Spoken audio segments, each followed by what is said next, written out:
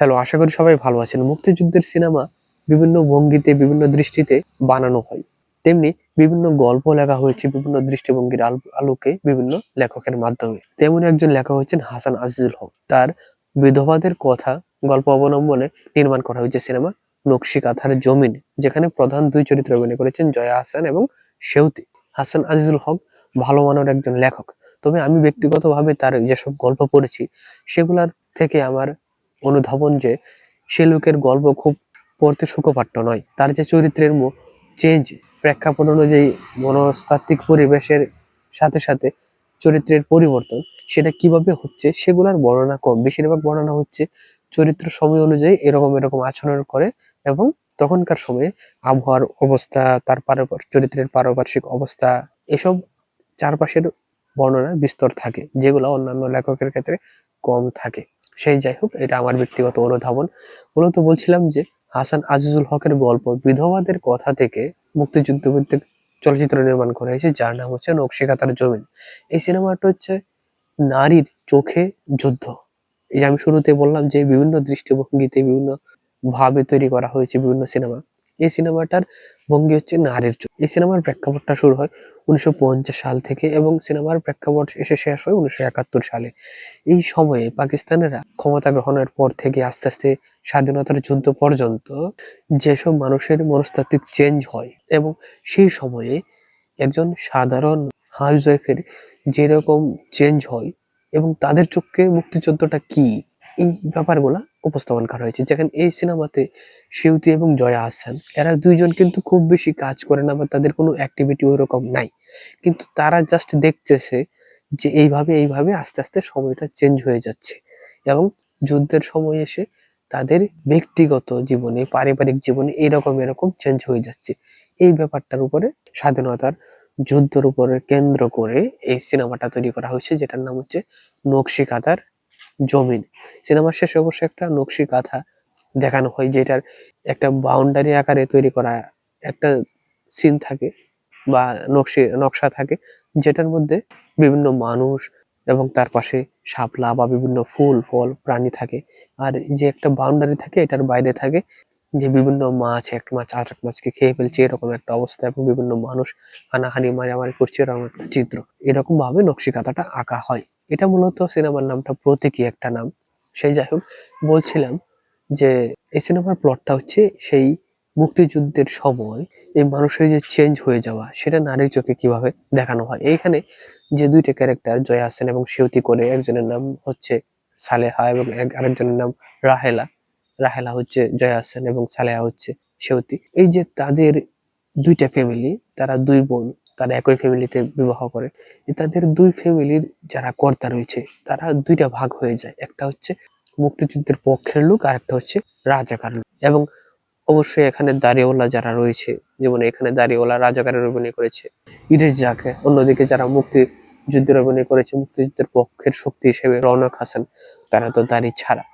এইখানে এই যে একই বাড়িতে দুই ভাইয়ের দুই পক্ষ নেওয়া এবং তার আর রেষারেষিটা, সেটা রাজনৈতিক কারণে ফ্যামিলিগত অবস্থার উপরে পড়ে। তারা কিন্তু এরকম না যে খুব উচ্চবিত্ত, তারা অত্যন্ত দরিদ্র লেভেলের লোকই ছিল, যাদের মাটির ঘর এবং মোটামুটি এই সেই করে দিন যাপন হয়। কিন্তু তাদের ব্যক্তিগত পারিবারিক জীবনেও রাজনৈতিক ছোঁয়াটা এসে পড়ে, যেই কারণে এই তাদের মতো নরমাল যারা লাইফ লিড করে তাদের জীবনেও এই প্রভাবের কারণে বাড়ির দুই ভাই দুই গ্রুপে চলে যায়, মুক্তিযুদ্ধের পক্ষের এবং বিপক্ষের শক্তি। এবং সেই ক্ল্যাশটার কারণে পরবর্তীতে তারা তাদের স্বামী হারায়, সন্তান হারায়। এক পক্ষের ভাই ভাতিজার হাতে আরেক পক্ষ মারা যায়। এইভাবেই দুই বোনেরই স্বামী সন্তান মারা যায় এবং তাদের জীবনে করুণ অবস্থা নেমে আসে।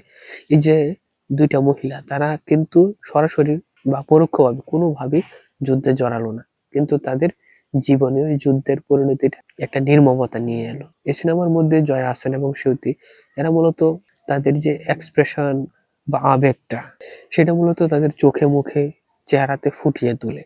তারা জাস্ট তাদের পরিবেশটা তাদের চোখে মুখে ফুটিয়ে তুলে, কিন্তু ওইরকম ডায়লগ দিয়ে বা ওইরকম হাহুতাশ করে ওইরকম তেমন কিছু প্রকাশ করে না। তাদের চরিত্রের ওইরকম কিছু করার নয়, জাস্ট তাদের এক্সপোজ করা যে আমার ভিতরে এরকম ফিল হচ্ছে বা এই রাজনৈতিক কারণে দেশের এই যুদ্ধের কারণে আমাদের মতন সাধারণ মানুষেরও এরকম করুণ অবস্থা হয়, এই ব্যাপারটাই মূলত ফুটিয়ে তোলা হয়েছে।